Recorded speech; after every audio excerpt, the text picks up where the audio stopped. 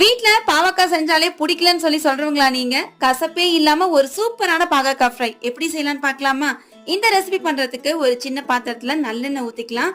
கடுகு, கடலை, உளுத்தம் பருப்பு, நல்ல பெரிய சைஸ்ல உள்ள வெங்காயத்தை இந்த மாதிரி நீளமா கட் பண்ணி உப்பு போட்டு வதக்கிக்கிறேன். வெங்காயம் இந்த அளவுக்கு வதங்கினதுக்கு அப்புறம் நம்ம கட் பண்ணி வச்சிருக்க இந்த பாகற்காய் எல்லாத்தையும் இதுல ஆட் பண்ணிட்டு எல்லாத்தையும் ஒரு மிக்ஸ் கொடுத்துட்டு இப்போ இது கூட கொஞ்சமா பெருங்காயத்தூள், மஞ்சத்தூள், மிளகாத்தூள், கொத்தமல்லி தூள், சீரக பவுடர் எல்லாத்தையும் கொஞ்சம் கொஞ்சமா போட்டு எல்லாத்தையும் மிக்ஸ் கொடுத்துக்கோங்க. இப்போ இதுல அகைன் கொஞ்சமா ஆயில் மிக்ஸ் பண்ணி ஒரு 5 மினிட்ஸ் மூடி போட்டதுக்கு அப்புறமா இந்த காய் வேக வேண்டிய அளவுக்கு ஒரு 1/4 டம்ளர் அளவுக்கு தண்ணி ஊத்தி வேக வச்சுக்கோங்க.